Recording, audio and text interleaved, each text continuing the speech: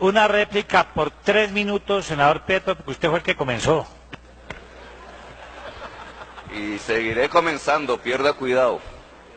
No tenga temor por eso. Ningún temor, porque ustedes tienen rabo paja, nosotros no. Lo que me duplica el tiempo porque ahora tengo que replicarlo a usted, usando la presidencia para esos fines.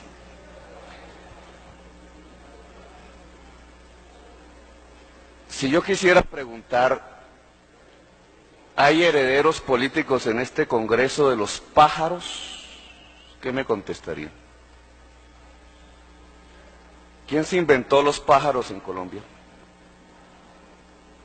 Los pájaros, no los animalitos, para los jóvenes que me escuchan en este momento que vuelan por allí, sino a quienes les llamaban en la violencia de mediados del siglo XX los pájaros. Personas que entraban a los caseríos, descuartizaban seres humanos, sacaban los fetos de la barriga de las señoras, los tiraban al aire, los dejaban caer sobre las bayonetas, porque no querían que los liberales tuvieran ni siquiera hijos, que dejaron más de 300.000 muertos en los campos de Colombia. ¿Quién los creó? Un Estado. Los pájaros fueron creados por un Estado en Colombia, matando humildes campesinos, hombres, mujeres, niños, viejos, dejando una página horrorosa en la historia de Colombia, la madre de la violencia, hay que decirle al presidente Uribe.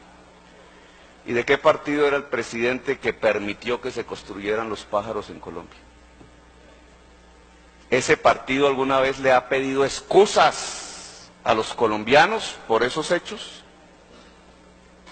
¿Que hicieron que mi generación tuviera que vivir en la violencia, entre otras cosas? Violencia que no produjimos mi generación, sino la generación de los pájaros. ¿Quiénes son los herederos políticos de esos pájaros en el Congreso de Colombia o en la historia actual de Colombia? No, nadie, ¿cierto? Nadie fue juzgado, nunca se supo la verdad. Se sabe de directorios municipales que los construyeron y que desataron la violencia, pero esa violencia hay que silenciarla. Y ese papel de esos dirigentes que después fueron presidentes de la República hay que silenciarlo. Tapen, tapen. No hay responsabilidad alguna en la violencia que hoy nos desangra por parte de los que crearon los pájaros en Colombia. Bueno, yo tengo que decirle que los pájaros son el papá y la mamá de los paramilitares. Reprodujeron exactamente el mismo modelo de terror, con una excepción. Los pájaros no se dedicaban al traqueteo con cocaína, sino simplemente a robarse el café, que puede ser una droga lejana, pero que no es nada comparable con la cocaína. Hoy, los pájaros de hoy traquetean con la cocaína y compran políticos. Políticos que están yendo a la cárcel. Qué pena haberle preguntado al Partido Conservador qué piensa el partido del hecho de que 2 de sus presidentes en forma consecutiva en este Senado de la República hayan pedido la renuncia a su curul como senadores, 2 presidentes del Partido Conservador, porque la Corte Suprema de Justicia averigua sus nexos con lo peor del crimen en la humanidad. No, no tiene derecho Petro a pedir esa explicación, la sociedad colombiana tampoco, nunca el Partido Conservador la da, como no la dio en la época en que crearon los pájaros y mataron a nuestros abuelos. Permítame terminar, presidente.